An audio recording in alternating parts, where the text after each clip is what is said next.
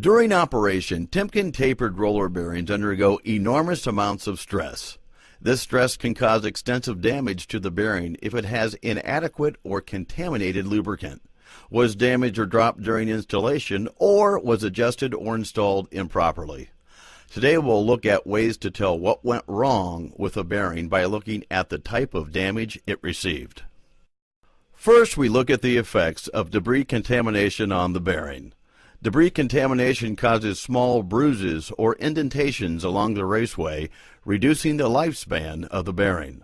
This debris can come from any number of sources, including a leaky seal, contaminated lubricant, other fatigue parts, or the use of a brass tool during installation. This is why cleanliness during bearing installation is so vital to ensuring safe operation. Water or moisture contamination is also a common cause of bearing damage. This moisture could enter the bearing during the installation or could be the result of fluctuating temperatures forcing the steel to sweat or extract moisture from the air. This moisture rusts or etches away at the raceway material, creating dark lines along the race roller contact points. If a bearing with etching damage is used, the resulting stress along the damaged sections will cause it to look something like this. As you can see, the etched areas of the raceway have suffered deep extreme line spalling due to the elevated stress and temperature the bearing undergoes during operation. Chunks of the raceway material have been torn off by the rollers as they pass, causing damage to the bearing. We don't like to see it happen, but we know that no matter how careful you are, sometimes a bearing is going to get dropped. If this happens, it is important to immediately examine the bearing for damage or deformation to the cage component. The damage shown in this picture is an extreme example, and a lot of the time the damage is not so obvious. For closer examination, you can place the cone assembly into the cup, giving you an accurate reference point for spotting potential damage. Anytime you damage the cage, we recommend discarding the bearing in favor of a new one. This picture shows another possible result of cage damage.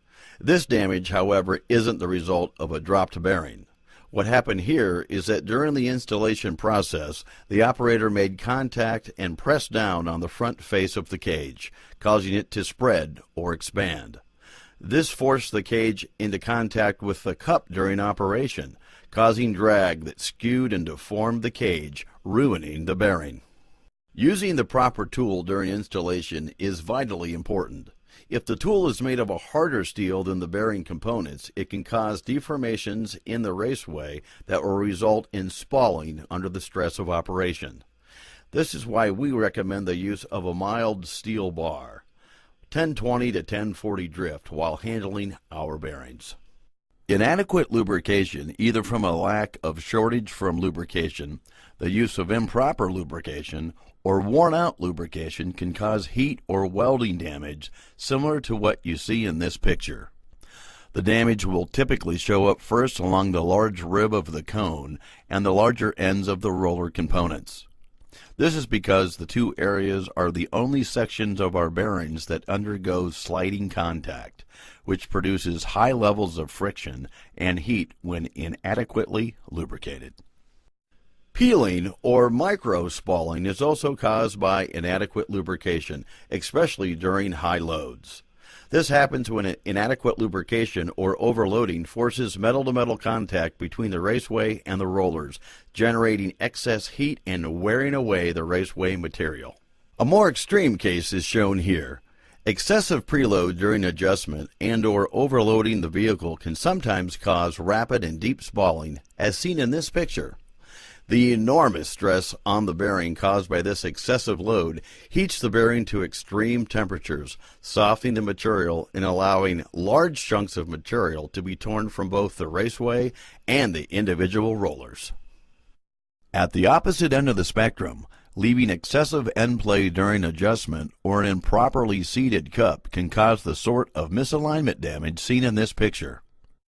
Excessive end play beyond our recommended 0.005 inches amount can allow the hub to rock back and forth during operation. disrupting the even distribution force along the rollers that our bearings depend on. This will result in one-sided deep spalling along the raceway or cone. This ends our examination and discussion of the various causes of bearing damage.